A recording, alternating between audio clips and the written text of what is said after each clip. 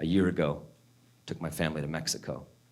And it was one of those windows during COVID where it was like, is it safe? Is it not safe? But we were squirrely, as you all were, and I saw a pocket of time where it maybe could be feasible, and I just bought 4 tickets, and we flew to Mexico. We went to a town called Sayulita. Has anybody ever been to Sayulita?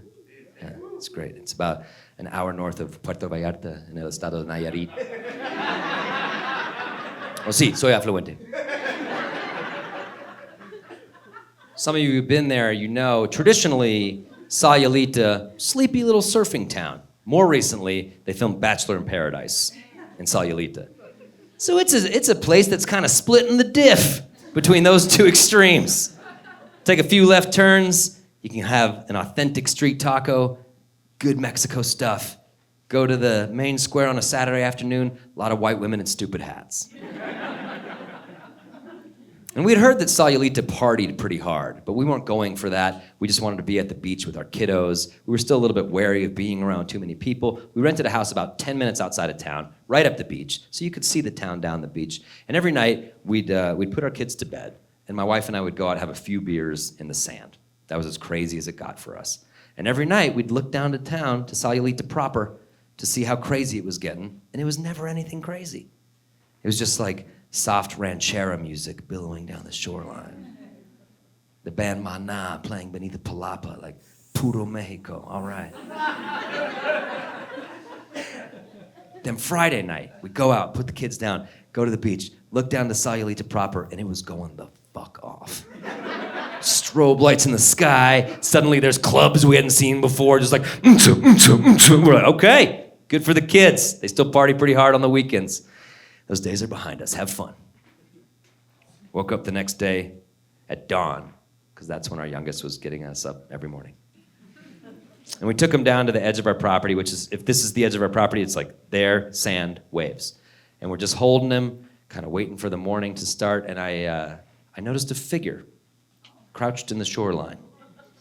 And I didn't think too much of it, because this place is kind of a hippie little town. I'd seen people doing yoga at dawn, and I was like, okay, well, good for this person. Sun salutations to greet the day. Way to go. The sun rose a little bit more. I studied the scene a little bit further, and that's when I learned it was a man wearing shoes and socks, no pants or underwear at all, just cock and balls out,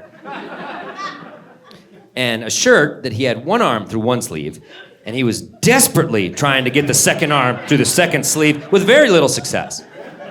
Now, what I haven't told you about this stretch of shoreline is that the undertow in Sayulita is like famously lethal.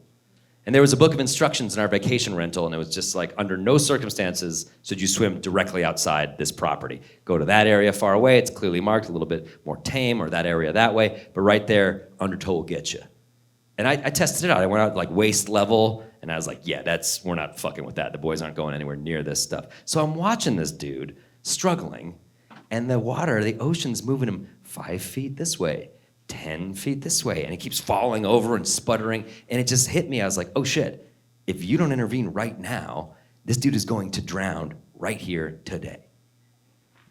And you think in those moments, when you recognize a fellow human in need in a life or death situation, you just like instinctively spring to action, right? I probably watched this dude for a good 7 more minutes.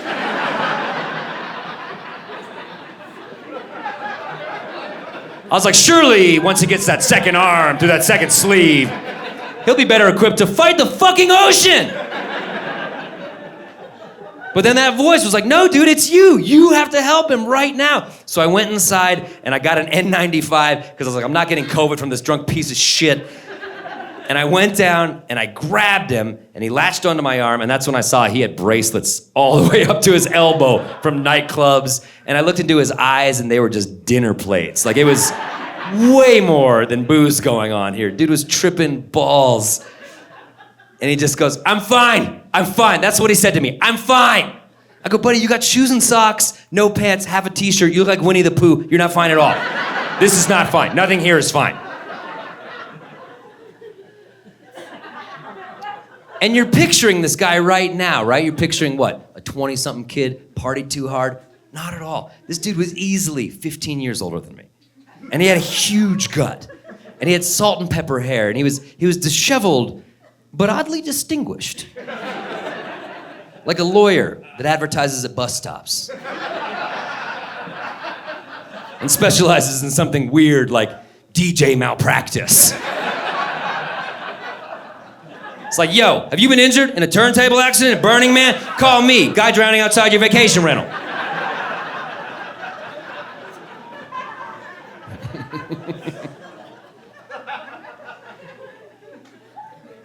So I pull this dude, he's heavy. I pull him maybe 10 feet out of the water, and he collapsed into the sand, and that's when he did something that I've seen extremely intoxicated people do before, which is double down on a terrible decision.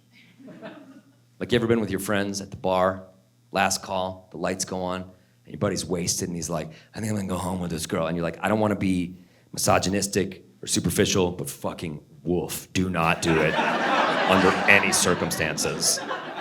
And then not only does he do it, but he marries her. It's a source of awkward tension for the rest of your relationship. Nope, just me? Okay, anyway, get this guy up shore. He breaks free, and he runs back into the fucking water and just falls over.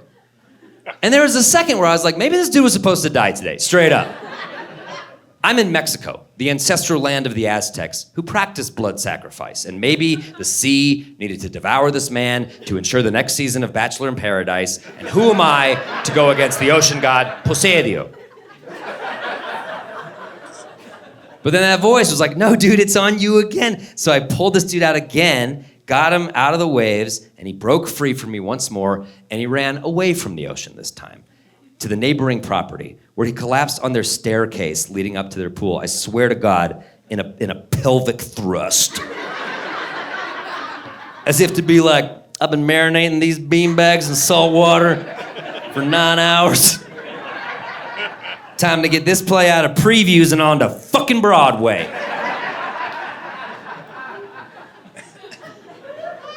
And that's where I left him. I was like, you know what? You're not gonna die, you're not my problem anymore. Fare thee well, new friend. And went back to our rental property. But I kept an eye on him, because how could you not? And I would watch people walking down the beach in paradise, just starting their day out. And it's the same reaction, one after another. People are just like, I'm in Mexico, everything's okay. Cock and balls, going the other way.